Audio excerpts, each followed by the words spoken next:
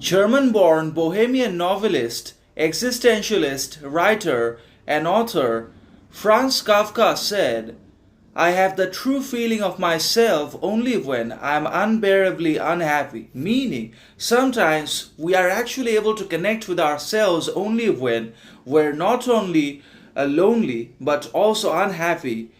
So, being unhappy can actually lead to the feeling of being oneself and also the feeling of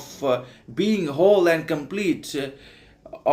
in oneself with everything. So, being happy, peace, content, and satisfied does not necessarily lead to the feeling of completion at all times, but is sometimes unhappiness, loneliness,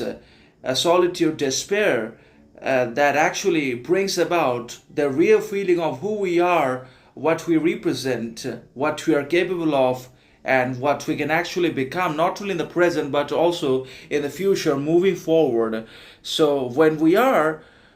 sometimes unbearably unhappy, then we are able to connect with ourselves in the real sense and find the true feeling of being ourselves. But not all of us are that way, but at least some people in the world prefer solitude and isolation over publicity, recognition, and society all the time, because the constant exposure to society and to external circumstances and uncontrollable situations can lead to the creation and development of even more unhappiness, frustration, sorrow, and suffering than one could possibly imagine. And that's why one must also try to be in solitude and to be with oneself, where one is not affected or connected with anyone or anything which is external and outside, and therefore removed from his control also. So